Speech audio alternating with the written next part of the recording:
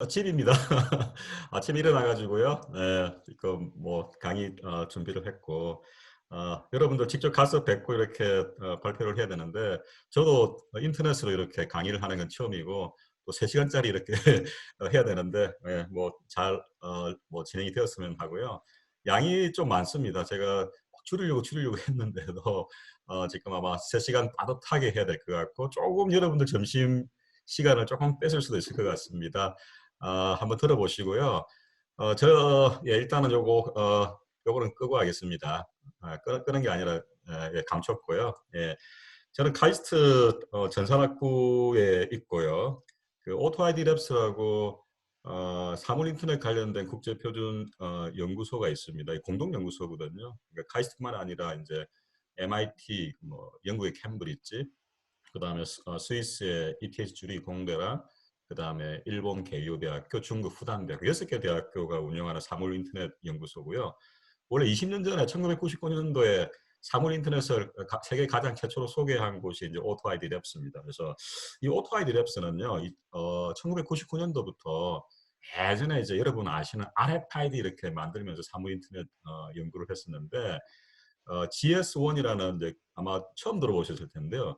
글로벌 스탠다드 원이라는 국제 표준 기구의 협력 그 연구소라고 보시면 됩니다. 뭐 싱크탱크 역할도 하고 기술도 개발을 하고 표준화도 하고 그다음에 전 세계 보급하는 그런 활동들을 하고 있는 연구소입니다. 카이스트 오토 아이디 랩스는 제가 맡고 있고요. 오늘 좀 이렇게 드릴 내용은 그 우리가 4차 산업혁명하고 4차 산업혁명을 데이터 혁명이라고 많이 이야기를 하는데요. 그 GS1 국제표준이 보면 딱 맞습니다. 그래서 뭐 제 생각일 수도 있는데요. 뭐 저는 여기 이제 머무다만 제가 15년 정도 되면서 그렇게 믿고 있고요. 또 여러분들도 이제 오늘 들으시면서 저랑 같이 이렇게 좀 마음을 이렇게 맞춰가는 시간들이 되었으면 합니다. 이 슬라이드 메뉴에 보면은 QR이 있는데요. 일반 QR이 아닙니다. 최근에 GS1에서 국제 표준화된 표준 QR인데 요거 찍어 보시면은 굉장히 앞으로 유용하게 활용이 되는 그런 부분들도 보실 수 있을 텐데요. 나중에 좀 소개를 드리도록 하겠습니다. 어, 잠, 잠시만요. 이게 안 넘어가네. 예. 일단은 뭐 그 4차 산업혁명 기술 조금 이야기를 하면서 지혜손이랑 연결을 시키려고 하는데요. 4차 산업혁명의 이제 ICT 분야로 보시면은 이제 5총사가 있죠. 데이터, 인공지능, 블록체인. 사실은 데이터를 가지고 우리가 인공지능 기술을 써서 뭔가 예측도 하고 새로운 서비스도 만들고 이런 데이터가 또 신뢰성 있게 뭡니까 관리가 되고 공유되려면 또 블록체인 기술이 필요하지 않습니까? 사실 다 데이터 관련된 것들이고요. 그 다음에 5G나 사물 인터넷 같은 경우도 이제 사물 인터넷을 연결시켜서 궁극적으로 사실은 데이터를 만드는 부분들도 많이 크기 때문에 기본적으로 이 5가지 오총사 기술들은 이제 4차 산업혁명에서 데이터랑 가장 많이 연관이 된다고 보시면 됩니다. 그래서 뭐 5G 같은 경우에 뭐 20배 정도 더 빨라졌죠, 그죠? 그리고 또 중요한 게 뭐 통신 시간차, 뭐 레이턴시가 뭐 굉장히 이제 뭐 0.8초 이내로 이제 훨씬 이렇게 이제 뭡니까 낮아져 가지고 뭐 새로운 뭡니까 원격 수술이라든지 뭐 재난 노번 이런 데 가상현실 같은 데 쓸 수도 있고요. 또 통신 같은 경우에 이제 사물 인터넷이 보면은 사실은 협의의 사물 인터넷이 보면은 뭐 컴퓨터나 스마트폰 같은 거 연결하지만은 저희가 20년 전에 소개한 사물 인터넷은 이런 지능형 사물 인터넷뿐만이 아니라요. 뭐 상품같이 바코드가 붙어 있든지 RFID가 붙어 있던 수동형 사물이라든지 문서, 사람 아니면 뭐 개념 이런 것들을 모두 포함하는 것을 저희는 이제 사물이라고 봅니다. 그래서 사물 인터넷이 굉장히 이제 광범위한 어떤 그런 의미에서 같이 조금 이해를 했으면 싶고요. 아시다시피 뭐 이런 데이터들도 양이라든지 아니면 처리 속도라든지 굉장히 다양한 뭐 종류의 데이터들이 많이 이렇게 나오고 있습니다. 그래서 뭐 요즘은 옛날에 석유가 참 값비싼 어떤 그런 자원이었는데 요즘은 데이터가 새로운 오일이라고 이렇게도 많이 이야기를 합니다. 그리고 인공지능도 예전에 이제 뭐 AI 기술 나오고 머신 러닝 기술 나오고 최근에 이제 뭐 딥러닝 기술이 나오면서 실제 뭐 자율주행 자동차라든지 오류라든지 이렇게 많이 사용되게 되었는데요. 그래서 아마 이런 그 예전에도 AI도 있고 뭡니까 이런 뭐 데이터도 있고 다 있었지만은 뭐 4차 산업혁명이라고 이야기하지 않았던 부분들이 이제 인공지능, 뭐 데이터 사이언스들 이런 IC 쪽에서 이렇게 뭐 갈목할 만한 이런 성장을 하면서 이제는 뭔가 데이터 혁명을 해도 되겠다는 생각이 아마 많이 들었고 그래서 4차 산업혁명이라는 것들도 이렇게 좀 뭐 미래가 이렇게 좀 밝게 보인다고 이렇게 다들 여기고 있습니다. 그리고 블록체인 아까 말씀드렸듯이 뭐 이런 데이터들이 보면은 전 세계에서 그다음 다양한 기업에서 이렇게 나오고 있는데 서로 사실은 믿을 수가 없거든요. 그래서 이런 믿을 수 없는 어, 믿어야 되지만 믿을 수 없는 이런 뭡니까 국가나 기업에서 나오는 데이터들을 이제 서로 중립적이고 어떤 중앙화된 인정기관 없이 뭐 신뢰를 보장하는 기술이 이제 블록체인이고 역시 ICT 5총사에 들어갑니다. 그리고 클라우드 컴퓨팅도 사실은 뭐 빼면은 굉장히 아쉽죠, 그죠? 그래서 데이터라든지 데이터가 저장되는 클라우드 컴퓨팅 공간, AI도 보면은 요즘 아마존이라든지 뭐 마이크로소프트라든지 클라우드 컴퓨팅 자기 플랫폼 상에서 다양한 어떤 자동화된 어떤 이런 그 AI 딥러닝 같은 어떤 솔루션을 또 보이고 있습니다. 그래서 클라우드 컴퓨팅, 블록체인도 마찬가지죠, 그죠? 그래서 사실은 이런 아까 ICT 5총사가 이제 클라우드 컴퓨팅 기반으로 많이 이제 구현이 되고 솔루션들이 나오고 있습니다. 그래서 이런 ICT의 그 6총사, 4차 산업혁명을 위한 6총사랑 그다음에 여기에 GS1이 어떤 역할을 할까를 조금 같이 살펴보고 또 앞으로 어떻게 하면 더 잘할 수 있을까 고민해보는 시간을 오늘 가지려고 합니다. 여기 보시는 로고가 GS1입니다. 글로벌 스탠다드 1이고 국제표준입니다. 굉장히 파워풀한 국제표준입니다.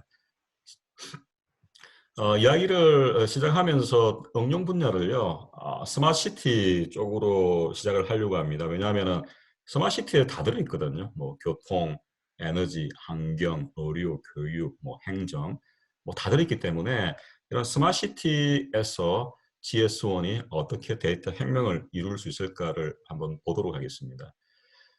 스마트시티에 대해서 뭐 모든 국가들이 요즘 보면 스마트시티 다 이야기하고 있지 않습니까? 그래서 이런 스마트시티 쪽에 워드 클라우드를 찾아보면은 또 가장 크게 나오는 게 데이터입니다. 그리고 저 데이터 위쪽에 보면은 여기 보시면 표준도 있고요.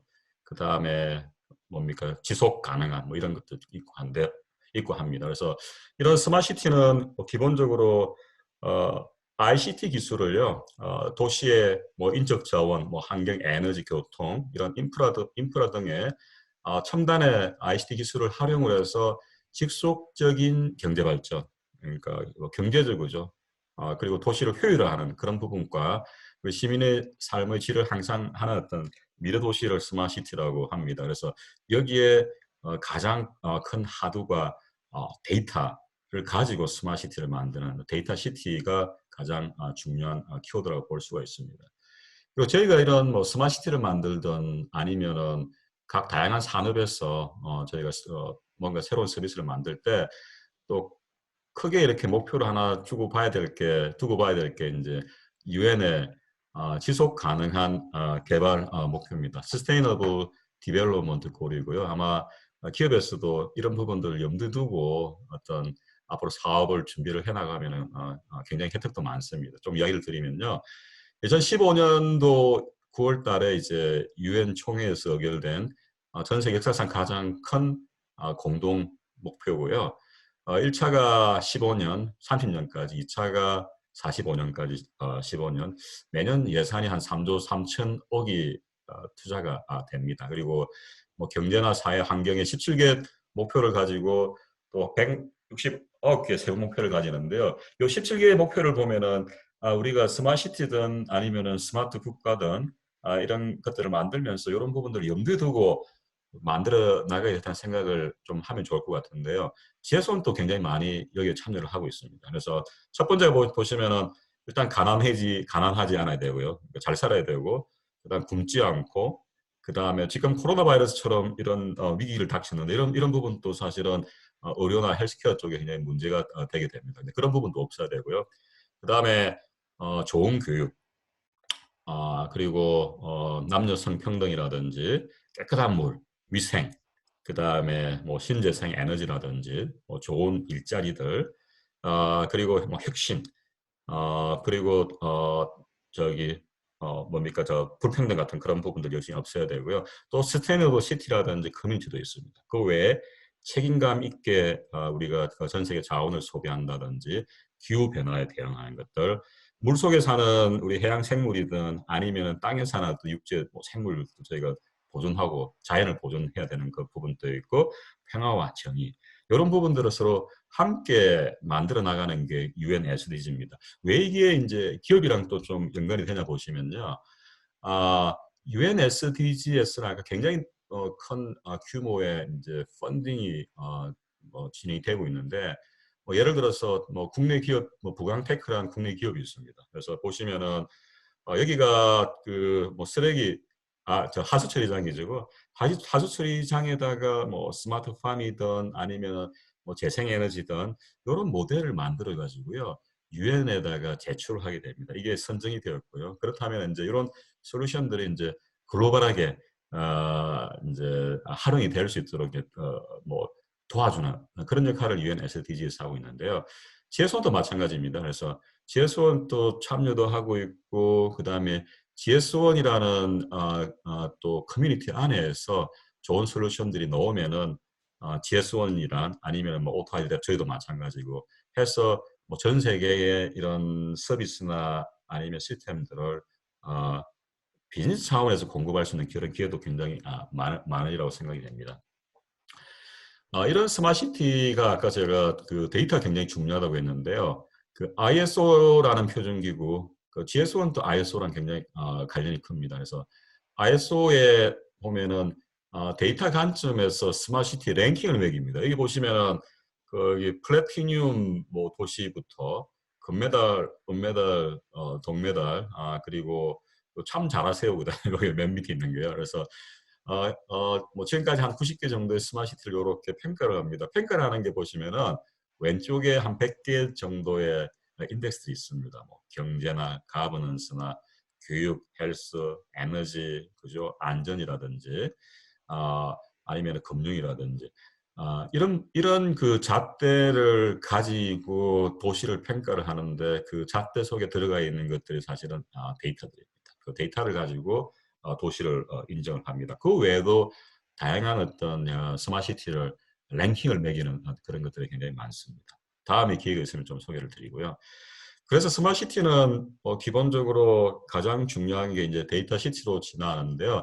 우리나라도 기억을 해보면 아마 많이 참여하셨을 텐데요. 예전에 2000년대 보면은 이제 유비쿼터스 시티 해가지고 서비스 위주의 도시들을 만들었습니다. 그리고 뭐 UCD 통합 플랫폼이라든지 여전히 이런 부분들이 활용이 되고 그다음에 업그레이드가 되고 있고요. 그다음에 이제 뭐 국토부나 가기부나 뭐 4차 산업혁명위원회라든지 정부 쪽에서 보면은 이런 UCT를 이제는 데이터 시티로 가자라고 이렇게 크게 이렇게 뭡니까 모토를 세우고 그다음에 일을 진행을 하고 있습니다. 그래서 우리 데이터 시티로 유명한 게 보면은 이제 싱가포르, 버추얼 싱가포르도 있고 중국 보면은요 알리바바 그다음에 바이두, 텐센트, BAT죠, 그죠? 얘네들이 다 자기 스마트 솔루션을 가지고 있습니다. 알리바바는 시티 브레인이라고 하죠. 알리바바 본사가 있는 뭐 항주부터 해가지고 뭐 말레이시아나 이런 데까지 이제 자기네들 솔루션들을 가지고 스마트시티를 만드는데 진출을 하고 있는데요. 기본적으로 보시면은 데이터 기반의 그다음에 인공지능 그리고 도시가 보다 더 효율적으로 돌 수 있도록 도와주는 어떤 그런 솔루션이라고 보시면 됩니다. 그래서 기본적으로 데이터 시티는 뭐 오른쪽에 보시면요. 도시에 있는 다양한 뭡니까 저기 장비들요. 이 장비들은 뭐 신호등이 될 수도 있고요. 아니면은 뭐 전기 배전압이 될 수도 있고요. 그 다음에 도시의 센서들, 뭐 환경이라든지 이런 센서들, 그리고 데이터가 굉장히 퍼블릭, 뭐 우리 공공 데이터 많이 이야기하는데 이런 데이터가 만들어지는데요. 이 데이터를 가지고 분석을 해서 그 다음에 뭔가 어떻게 해야 될지 그런 인사이트를 찾고 그 다음 이거를 이제 다시 이렇게 도시에 적용을 해가지고 이런 선순환 관계에서 데이터 시티가 돌게 됩니다. 그래서 데이터로 융합을 하고 데이터 기반으로 다양한 도시 문제 개선 및 해결하고 그래서 새로운 데이터 산업 창출을 하는 게 데이터 시티라고 보시면 됩니다. 근데 여기 보시면요, 요 데이터를 잘 만들어내는데 GS원이 도움을 줄 수가 있습니다. 시티의 장비나 센스나 퍼블릭 데이터들이 보면은 다 파편화됐거든요. 우리 도시 하나만 하더라도 뭐 수백 개 또는 수천 개의 플랫폼들이 있는데 다 각자 다른 회사들이 만들어 가지고요. API 다르고 데이터 포맷 다르고 서로 이해를 못합니다. 파편화되어 있는데요. 그런 부분들을 표준화를 하게 되면요. 이런 분석이라든지 그다음에 또 누구든지 뭡니까 새로운 시스템을 같이 업그레이드하는 데 굉장히 편합니다. 그래서 기본적으로 이런 도시의 데이터들을 표준화하고 공유하고 또 도시에서 나오는 서비스들을 또 누구나가 찾고 쓸 수 있는 그런 환경을 만들어주는 게 GS1입니다. 대표적인 스마트시티를 뭐 예를 들면은 우리 저기 매년 가을에 이제 스페인에서 이제 스마트시티 엑스포가 열립니다. 여기 스마트시티 엑스포 열리는 바르셀로나가 뭐 대표적인 스마트시티라고 하는데요. 여기 보시면 데이터 중심의 도시 운영 체제 CTOS라는 플랫폼을 연결합니다. 역시 이제 데이터를 수집해서 그 다음에 그걸 가지고 새로운 서비스를 만드는 그런 거고요. 또 스페인의 산탄데르라는 도시는 그렇게 크지는 않습니다. 크지는 않은데요. 예전에 저 2000년대 보면은 이제 와이어리스 센서 네트워크 이런 게 유비쿼터스 센서 이런 거 많지 않았습니까? 그래서 이런 그 무선 센서 네트워크 기반의 도시에 다양한 센서를 설치를 합니다. 교통, 환경, 에너지 다양한 센서를 설치를 하고 얘를 수집을 해서 뭔가 하는 어떤 그런 쪽으로 굉장히 유명합니다. 그래서 이런 산탄데르도 데이터 기반의 시티고요. 두바이 같은 경우는 뭐 두바이 하면은 여기 보시면은 뭐 로보캅이라든지 아니면 드론 택시, 뭐 무인순찰차, 뭐 하이프루프, 하여튼 그 두바이가 뭡니까 저기 지금 뭐 오일이 나중에 뭐 없어지고 나면은 앞으로 어떻게 살아야 될지 많이 고민을 하면서 이런 새로운 어떤 그런 도시를 만들어 나가고 있는데요. 또 데이터를 굉장히 잘합니다. 그래서 보면은 그 스마트 두바이의 도시에 있는 모든 데이터셋을 완전히 공개한 오픈 데이터에서 뭐 시어드 데이터, 컨피덴셜, 센시티브, 시크릿 이런 것으로 뭡니까 구분해서 데이터들을 관리를 하고 있습니다. 요거 하나 보시겠습니까? 2018년도 겨울에 일본에서 UTA라는 국제 스마트 시티 연합 회의가 열렸었는데요. 일본의 그 후지사와 시티라는 동경 옆에 있는 시티입니다. 여기 보면은 이제 뭐 저기 뭐 NTT 연구소도 있고 한데요. 굉장히 재미있는 스마트 시티 서비스를 만들어서 실제 활용을 하고 있습니다. 여기 있는 게 청소차입니다. 청소차 앞과 뒤에 카메라를 붙이고 AI 카메라입니다. 그래서 뒤쪽에 붙은 카메라는 저기 뭡니까 우리 뭡니까 쓰레기 수거하시는 분들이 어느 집에서 얼마만큼 쓰레기를 수거했다는 것들 다 자동으로 카운팅하고 수집합니다. 그리고 앞쪽에 있는 카메라는 뭐 도로에 파손되었다라든지 쓰레기가 있다든지 이런 것들을 감지를 해서 데이터를 주게 되거든요. 그래서 이게 단순히 그 시범 사업이 아니라 제가 작년에 이쪽이랑 다시 만났었는데 그때 이야기로는 이 도시에 한 수백 대 청소 차량이 있는데 한 반 정도가 이미 되어 있고 나머지 반들 다 하려고 합니다. 그래서 이미 그 일본 같은 경우에 보면은 굉장히 꼼꼼하게 잘하는 그런 부분들이 있거든요. 홍보를 안 하더라도 그래서 이미 이제 도시에는 이런 AI라든지 데이터라든지 이걸 또 분석해서 어떤 서비스를 하는 부분들이 많이 하고 있고요. 그 다음에 이거 한번 보시죠. 스마트시티의 대표 사례로 부르는 게 싱가포르입니다. 버추얼 싱가포르라고 하거든요. 그러니까 도시 하나이기 때문에 스마트시티를 구현하는 게 어떻게 보면은 큰 나라보다는 더 쉬울 수도 있습니다. 우리가 많이 보는 그냥 배달 로봇이죠, 그죠? 뭐 자율주행 택시도 시범을 하고 있고 사실은 이 부분들이 별로 중요한 건 아니고요. 이 부분들은 뭐 어느 나라든 많이 하고 있습니다. 근데 싱가포르가 조금 관심을 많이 받아왔던 게요. 여기 보시면은 이제 여기 보시면요. 아직 안 나오네요.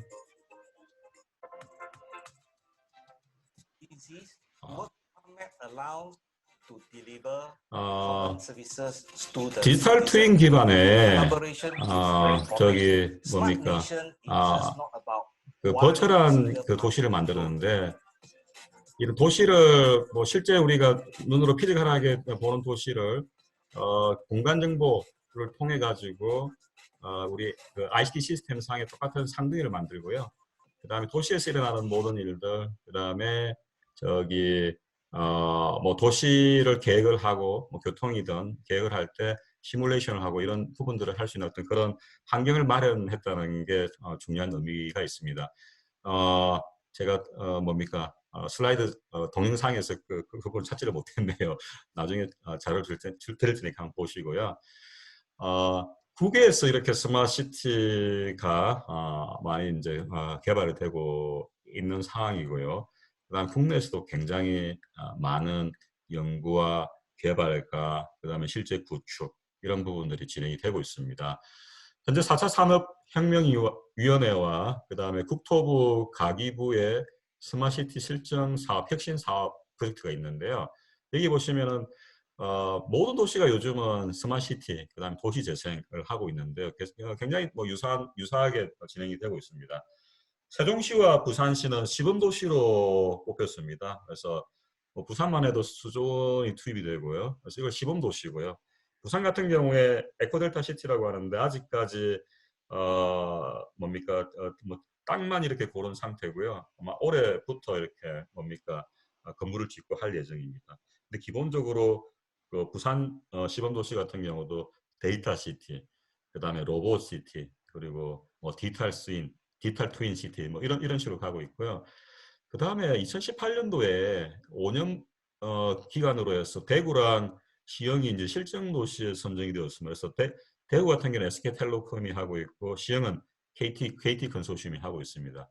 아까 세종은 LH가 하고 있고 부산은 이제 K워터가 하고 있습니다. 그래서 이 사업에 보게 되면은 많은 어떤 데이터를 어떻게 활용을 하고 공유를 하고 할까 하는 고민들이 이루어지고 있는데요. 뭐 그 중에 하나가 시티 허브입니다. 그래서 대구 시흥시의 어떤 스마트시티 혁신 사업에서 이런 데이터를 공유하기 위한 플랫폼을 만들려는 게 시티 허브인데요. 이 시티 허브에 보면은 이제 다양한 표준 기술들 그리고 오픈 플랫폼들을 써서 좀 빨리 이렇게 프로타이핑하고 만들려는 목적을 좀 가지고 있습니다. 그래서 여기에 들어가는 표준 기술이 보면 GS1에 들어있고 저희도 참여를 하고 있습니다. 그리고 나중에 소개해드리겠지만은 이런 GS1의 주요한 중요한 국제 표준들은 저희가 올리옷이라는 오픈 소스로 전 세계 공개를 하고 있습니다. 그래서 이 부분도 같이 활용이 되고 있습니다. 그래서 시티허브라는 게 이렇게 생겼습니다. 이게 플랫폼입니다. 여기 보시면은 도시에 다양한 플랫폼들이 있고요. 이 플랫폼들로부터 데이터를 가지고 와서 저장을 하는데 어떤 표준 모델로 저장을 하려고 합니다. GS1 데이터 모델은 아닙니다. 새로 만들고 있는 모델이고요. 그 다음에 이 데이터를 가지고 분석을 하고 서비스를 만들고 해서 다양한 서비스를 주는 플랫폼을 만들고 있습니다. 아직까지 만들고 있는 중이고요. 여기에서 기본적으로 식별자는 그러니까 도시의 뭐 다양한 식별자들은 GS1 코드를 써서 진행이 되고 있고 그리고 시흥시 같은 경우에 저희도 참여를 하고 있거든요. KT 컨소시엄에서 여기에서 서비스를 공유하는 것은 올해부터 GS1으로 실제 구축을 할 예정입니다. 나중에 좀 소개를 드리도록 하겠습니다. 그리고 또 하나 좀 소개를 드리고 싶은 게요. UTA라고 있습니다. 국제 스마트 시티 연합이고 아까 제가 그 일본의 fujisawa 그 뭡니까 동영상 보여드렸는데 그때가 2년 전인데요. UTA를 만들기 위한 어떤 사전 작업으로서 워크숍을 했었거든요.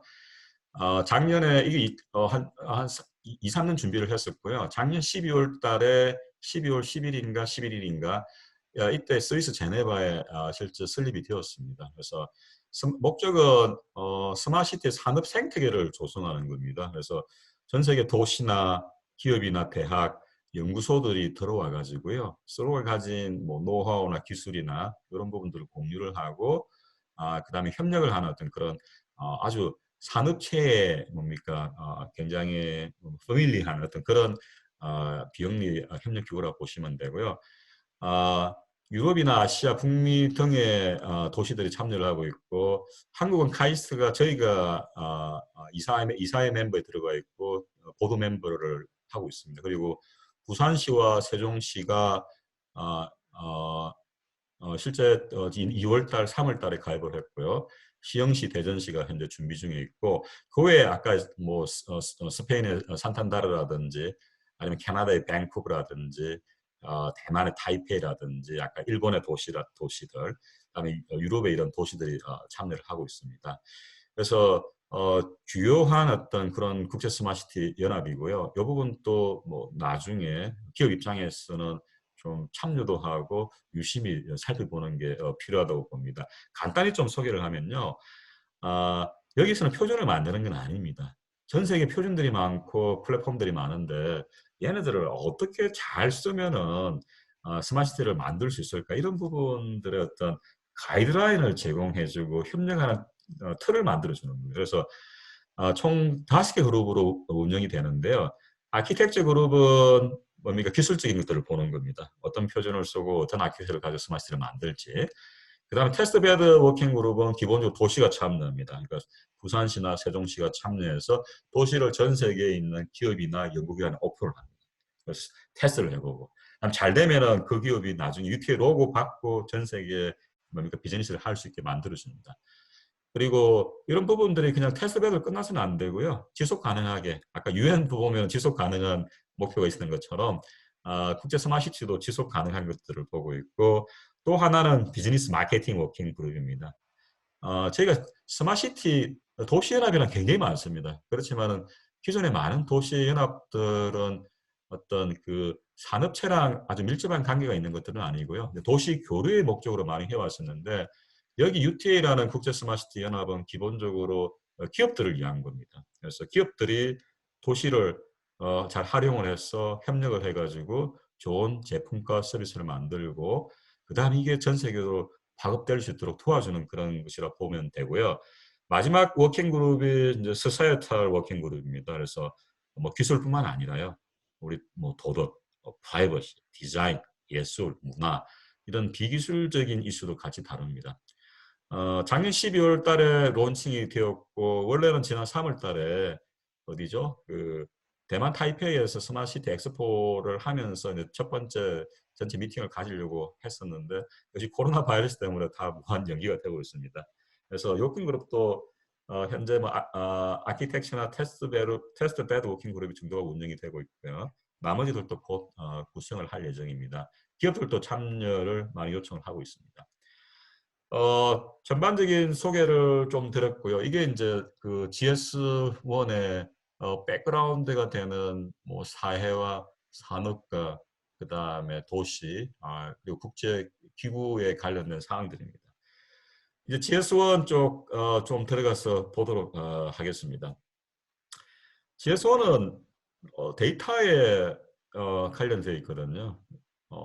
데이터에 관련되어 있는데 저기 중국의 마인 전 알리바바 그룹의 회장이죠, 그죠? 2015년도에 한국에 와가지고 서울에서 아시안 리더십 컨퍼런스가 열렸는데 그때 이야기한 게 데이터 테크놀로지입니다. 그리고 데이터 시대가 온다고 했습니다. 그래서 지금까지 지속되어 온 이제 IT의 시대가 저물고 앞으로 30년간은 이제 데이터 기반의 혁명을 이루고 그게 새로운 인터넷 시장을 만들 거라고 이야기를 했습니다. 그래서 IT가 없어지는 건 아니고요. 컴퓨터 없어지게 됩니까? 그죠? 통신이 없이 안 되거든요. 그렇지만은 이제 컴퓨터나 통신이나 뭐 관련된 소프트웨어 기반 소프트웨어들은 물이나 공기처럼 앞으로는 자연스럽게 누구나 쉽게 쓸 수 있다는 거고요.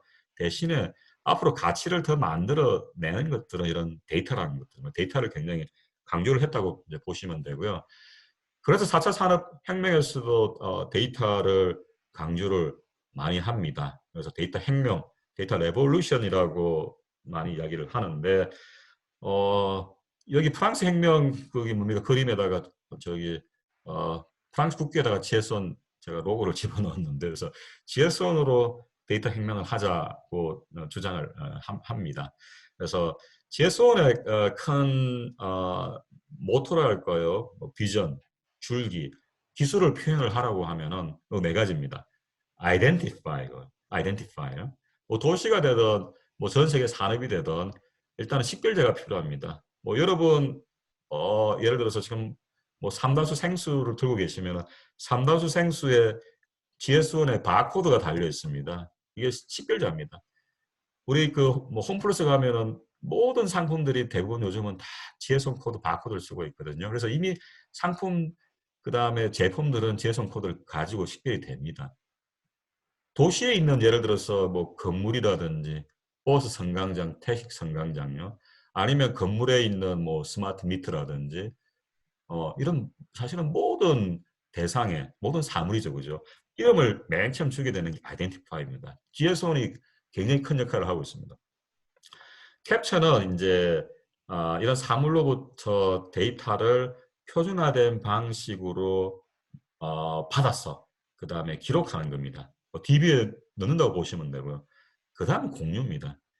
전 세계에 굉장히 많은 GS1의 DB 서버들이 만들어질 겁니다. 앞으로는요. 근데 걔네들이 하나의 기업에서 만든 DB 서버처럼 모든 산업의 데이터를 통일화, 표준화해서 저장을 할 거기 때문에요. 이게 공유가 됩니다. 데이터를 찾을 수도 있고 쉽게 찾고 그 다음에 데이터를 가지고 오면 이 데이터가 무슨 내용인지 누구나 알 수 있는 그런 세상이 열릴 겁니다. 이미 되고 있습니다. 나중에 소개를 드리겠습니다.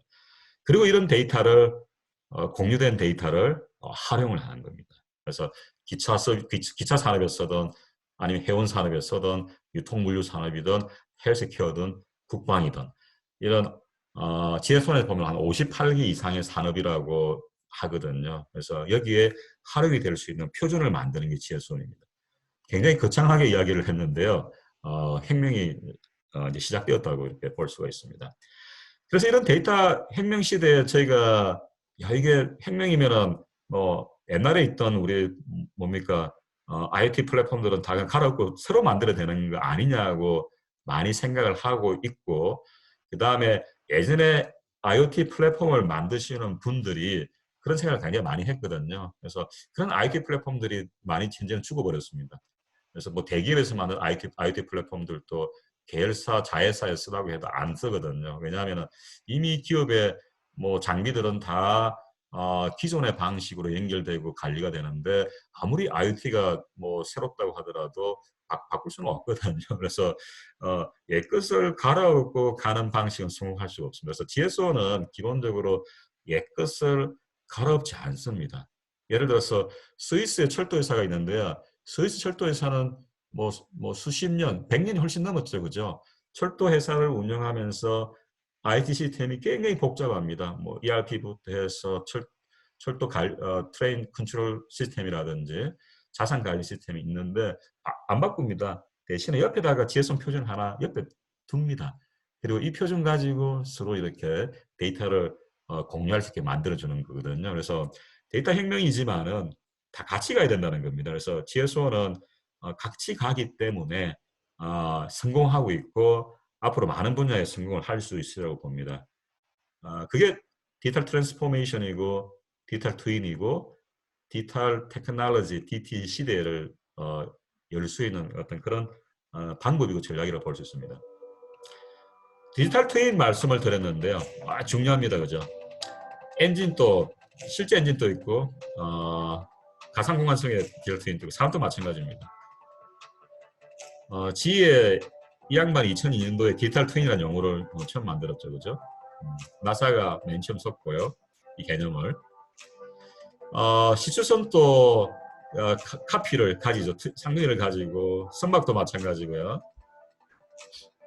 그래서 이런 사물들도 상등이를 가지게 되고요. 그 다음에 여기서 데이터를 수집을 해서 뭔가 모니터링 관제도 하고 그 다음에 뭔가 이 새로운 있던 뭐 크레인이라든지 시초선 만들기 전에 건물을 짓기 전에 우리가 시뮬레이션을 먼저 기타 트윈상 해보고요. 잘 되면은 그 다음에 이제 실제 사물, 제품, 상품들을 만들게 되는 겁니다. 그래서 기타 트윈은 여기 보시면은 뭐 생산, 매뉴팩처링이라든지요. 뭐 자동차도 보면은 요즘은 자동차도 보면은 그냥 엔지니어 몇 명이서 뭐 뚝딱 해서 디지털 트윈 기술을 써서 만드는 그런 케이스도 많이 나오고 있습니다. 건축도 마찬가지고요. 미리 짓기 전에 다 시뮬레이션 해보는 거죠. 그 다음에 전기라든지 가스 유틸리티들요. 헬스케어도 마찬가지입니다. 네. 수술 해보기 전에 미리 시뮬레이션도 해보고요. 그 다음 수술 사항들도 이렇게 뭡니까 실제 뭐 보면서 이렇게 할 수가 있게 됩니다. 그래서 디지털 트윈이라는 게 디지털 트랜스포메이션 기반의 디지털 트윈이라는 게 또 4차 산업혁명의 넥스트 빅싱 대박을 터뜨릴 그런 어떤 기술이라고 이야기됩니다. 그래서 디지털 트윈, 디지털 혁명, 디지털 트랜스포메이션 다 같은 관점에서 저희가 이해를 하면 될 것 같습니다. 그런데 지금까지 본 게 항공기 엔진, 뭐 선박 이런 디지털 트윈이었는데요. 지구 전체를 디지털 트윈을 만들면 어떨까 하는 생각도 할 수가 있습니다. 그래서 보시면은 지구 전체라는 게 사실은 공간이거든요. 그래서 이런 전체 공간을 표현하고요. 공간을 표현하는 게 이제 공간 정보 표준이 또 따로 있습니다. 그래서 GS1은 이런 공간 정보 표준을 만드는 기구랑 또 협력을 많이 하고 있습니다. 대표적인 예가 왼쪽에 보시면요. 우리 공간 정보를 크게 보면은 건물 바깥, 뭐 도시요. 건물도 있고 도로도 있고 공원도 있고 이런 건물 바깥, 건물 내부입니다. 실내. 그 실내 같은 경우는 이제 빌딩 스마트 인터내셔널이라는 이제 국제 표준 단체에서 GS1과 같은 표준 단체입니다. BIM을 빌딩 인포메이션 모델링을 표준화를 합니다. 그래서 건물의 구조 형상, 그 다음에 건물에 어떤 자재가 들어갔는지 뭐 이런 것들을 하고 있고요. 근데 빔이 GS1 표준 코드를 씁니다, 이미. 예를 들어서 건물은 글로벌 로케이션 넘버라는 GSM 코드, 우리 바코드 같은 다른 종류의 바코드입니다. GSM 코드를 쓰고 여기에 들어가는 모든 자재들도 GSM의 상품 코드라는 걸 쓰게끔 되어 있고요. 그 다음에 이런 서플라이 체인 매니지먼트죠, 그죠? 그래서 자재 공급하고 하는 그런 부분들은 또 SSCC라는 그런 또 코드를 쓰고 있고 건물이 다 만들고 지고 나면은 안에 들어가 있는 자산들 그런 자산 코드를 또 쓰게끔 이렇게 표준화되어 있습니다. 아직까지는 널리 활용이 되지 않고는 있습니다. 왜냐하면 아직 빔도 이렇게 많이 활용된 건 아니거든요. 그렇지만은 최근에 뭐 작년에 조달청에서 뭐 앞으로 뭐 300억 이상의 건물들에는 이거를 의무화한다든지 그다음 최근에 만들어지는 이제 스마트시티 쪽에서 의무화를 하려는 움직임들이 있습니다. 오지시도 마찬가지입니다. 오지시도 보면은 이 건물에 보면은 식별자들이 다 없습니다. 내가 이 건물 하는데 그 만든 뭡니까 저기 공간 정보를 만든 쪽에서만 이 코드를 알게 됩니다. 그래서 이런 부분들도 사실은 지혜성 코드를 쓰게 된다면은 공간 정보상에 보이는 모든 우리 도시로 치면 도시 자산들이 지혜성 코드를 가지고 있게 됩니다. 그렇게 된다면요. 이런 공간 정보에 그러면 데이터를 누가 공급하느냐. 물론 기존에 뭡니까 네이버가 되든 아니면 카카오가 되든 아니면은 뭐 여러분 기업이 되든 데이터를 많이 가지고 있습니다. 이렇게 공급해 주면 됩니다. 근데 이 부분들은 사실은 API 다르고 데이터 다 포맷 다 다르고 하기 때문에 하드와이어 코딩을 해야 돼요. 전화 걸고 APIX로 까보라고 데이터 까보라고 해야 됩니다. 근데 GS1으로 이렇게 데이터가 기록되고 공유가 된다면요. 이 공간 정보, 뭐 디지털 트윈은 쉽게 표준 데이터를 찾고 가져와서 이해하고 쉽게 도시화를 하고요. 쉽게 분석도 하고 그 다음에 새로운 서비스도 만들고 또 공유를 할 수 있게 됩니다. 그래서 이런 그 글로벌 지구가 되든 아니면 산업이 되든 디지털 트윈을 만들 때 핵심 인프라로서 GSON이 활용이 될 수가 있습니다. 뭐 관련돼 가지고요. 이런 데이터가 사물 인터넷에서 만들어내는 데이터들이 많이 쓰일 거죠. 아까 항공기도 있었고 선박도 있었고 아까 희추선도 있었는데요. 4차 산업혁명에 그다음에 사물 인터넷, 사물들이 만드는 데이터를 앞으로 굉장히 많아집니다. 여기 보시면은 우리 항공기 보면은 이게 보잉의 항공기인데요. 엔진 2개 달린 게 777일 겁니다. 보잉 777에 엔진 하나가 1시간 동안 만들어내는 데이터 20테라바이트, 하드디스크 20개입니다. 그리고 항공기 하나가 한 6시간 정도 난다고 치고요. 그 다음에 미국에서 보면 매일 한 28,000대 정도의 항공기가 날아다니고 지금은 좀 많이 줄었겠죠. 그죠? 그 다음에 1년이 365일이면 이 항공기 엔진에서 나오는 데이터를 저장하기 위해서는 하드디스크 24개가 필요합니다. 옛날에는 저장 안 했거든요. 그렇지만 이제 많이 저장을 하기 시작을 했습니다. 저장하는 목적이 우리 뭐 GE 같은 경우는 엔진을 더 잘 만들기 위해서 이런 데이터를 활용을 하고요. 그다음에 항공회사들은 이제 그 뭡니까 뭡니까 오일을 적게 쓰는 항로를 만든다든지 아니면은 항공기 수명을 뭐 늘린다든지 그런 목적으로 이런 데이터를 쓰기를 쓰겠습니다. 자동차도 마찬가지입니다. 하루에 자동차 하나가 앞으로 자율주행차가 되면은 한 뭡니까 이 4,000 기가바이트죠, 그죠? 4 테라바이트 한 하드디스크 한 4개 정도의 데이터를 만들어낼 거라고 합니다. 옛날에는 다 버렸지만요. 앞으로는 데이터가 수규가 되고 돈이 되기 때문에 가능한 이런 데이터들을 많이 활용을 해서 산업을 더 최적화하고 또 새로운 서비스를 만들어내는 노력을 많이 하리라 예상이 됩니다. 여기에 지혜손이 아주 중요한 역할을 할 수가 있습니다. 그래서 다시 한번 정리를 하면은 데이터 테크놀로지는 빅데이터를 모으고 분석하고 미래를 예측하고 새로운 가치를 창출하는 것인데요. 기존의 인터넷 데이터, 뭐 유튜브라든지 뭐 구글의 어떤 쇼핑 데이터라든지 이런 것뿐만 아니라 사물 데이터까지 합쳐져서 이런 모든 데이터들을 가지고 어떤 새로운 서비스, 그 다음에 새로운 어떤 산업을 만들어 나가는 게 미래의 모습입니다. 제가 사물 인터넷 말씀을 드렸는데 사물 인터넷 굉장히 중요합니다. 어떻게 보면은 조금 사물 인터넷을 지금 굉장히 좁게 보거든요. 이게 뭐 CPU 있고 메모리 있고 통신되고 하는 것들만 보는데 조금 더 범위를 넓히게 되면 사실은 인터넷입니다. 기존의 인터넷은 웹서버, 뭐 스마트폰, 컴퓨터, 노트북 연결되지만은 이제는 이런 뭐 자동차 같은 뭐 지능형 사물들 뿐만이 아니라 여기 보시면 뭐 립스틱이라든지 그죠? 사실 모든 게 다 사물이거든요. 얘네들이 직접 또는 간접적으로 인터넷에 연결되고 있고 데이터를 만들어냅니다. 그래서 IoT라는 용어가 1999년도에 만들어졌습니다. 오토 아이디 센터라고요. MIT에 있었습니다. 케빈 웨스톤이 그 세 명의 디렉터 중에 연구소장 중에 한 명이었습니다.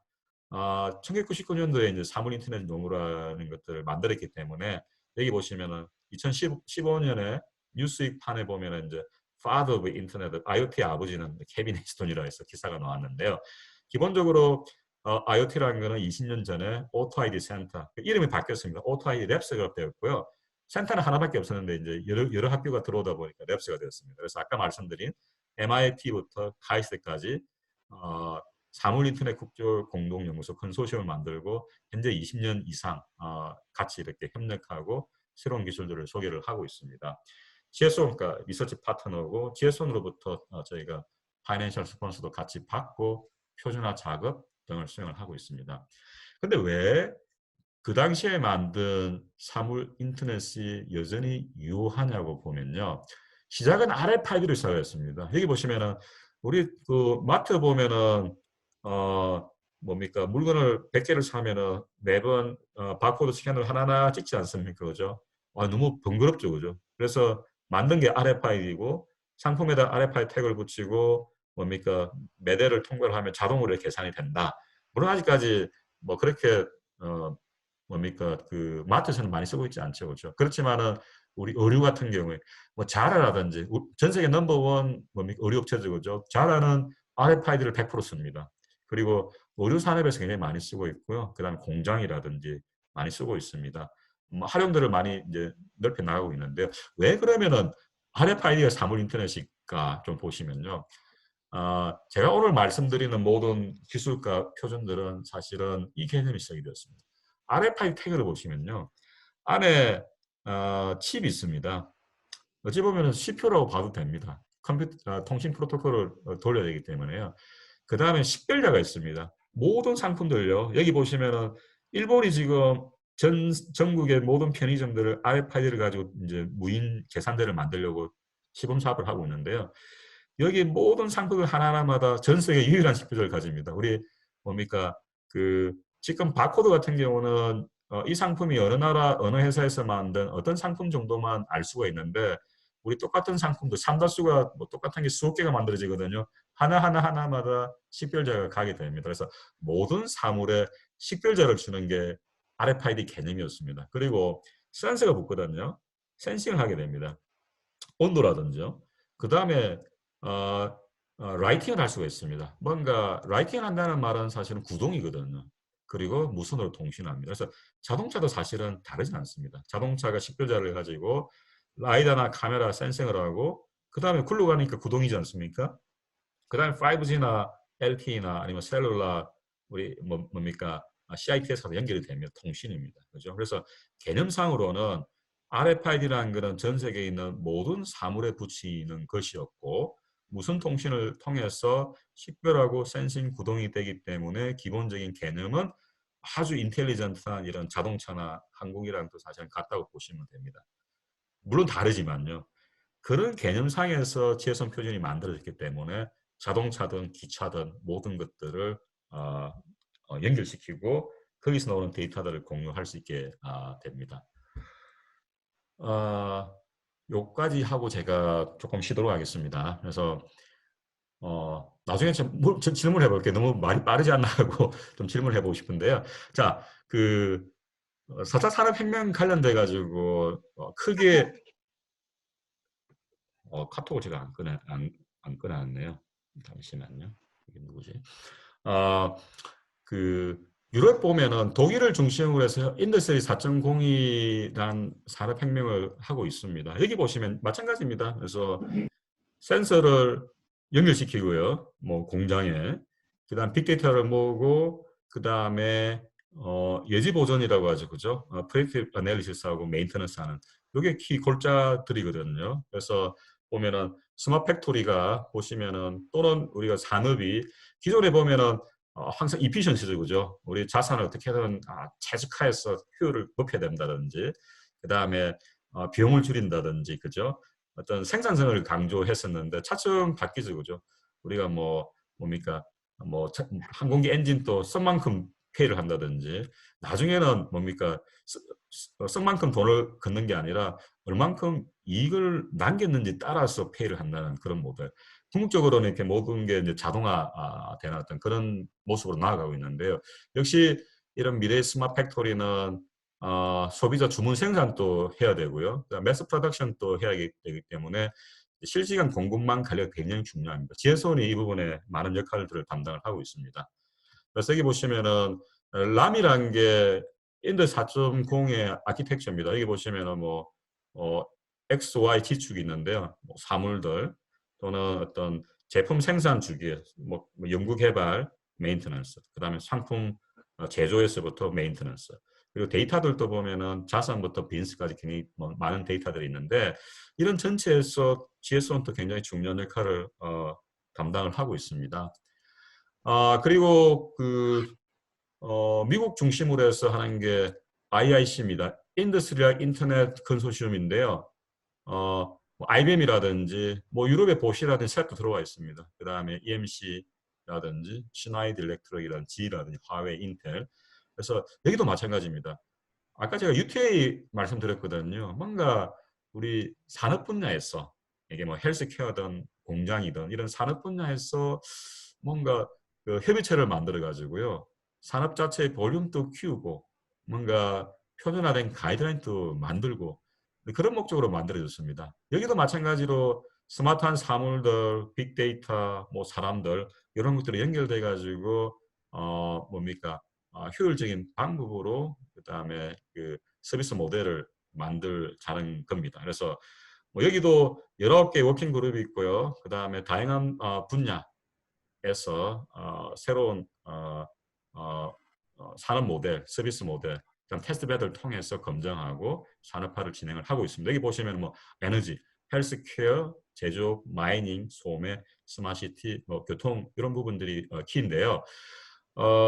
그래서 여기서 만드는 게 뭔가 하면 표준을 만들지 않습니다. 가이드라인을 만듭니다. 여기 보시면은 모든 플랫폼들요. 여기에 에너지든 헬스케어든 제조든 교통이든 보시면은 크게 3단계요. 엣지 단계, 플랫폼 단계, 엔터프라이즈 단계로 나누라 이렇게 아켓을 만들어 놨습니다. 레퍼런스 아키텍처입니다. 그리고 엣지 단계에 보면은 센싱 기호입니다. 공장이 있으면 센서가 있고 액추에이터가 있고 안에서 알고리즘에 따라서 자동 생산하는 이 부분들이 엣지 단계고요.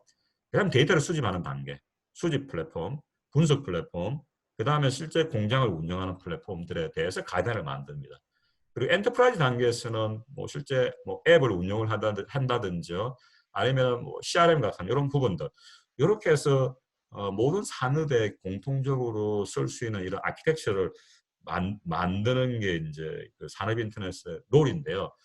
왜 이게 또 지혜손이랑 또 관련이 됐냐면요. 산업인터넷 컨소시엄 맨 처음 만들 때 사실은 지혜손이 같이 참여를 했습니다. 그리고 지혜손은 아까 말씀드렸듯이 IIC는 표준을 만드는 기구는 아니거든요. 표준을 쓰라고 가이드를 해줍니다. 그래서 다양한 어떤 표준 단체들이 참여를 했는데 초창 6개 멤버 중에 하나가 지혜손입니다. 그래서 보시면은 지혜손의 멘트입니다. IIC 참여를 하면서요. 제소는 글로벌 표준을 만들어주고요. 뭐 RFI도 쓰지만은 실시간으로 엔드 투 엔드요. 모든 사물이 생산돼 태어나서부터 쓰고 나중에 폐기될 때까지의 비저빌리티 데이터입니다. 그리고 인터넷을 통해서 우리가 공유할 수 있는 이런 플랫폼을 만들어 준다고 하면서 참여를 하게 되었고요. 현재 같이 협력을 많이 하고 있습니다.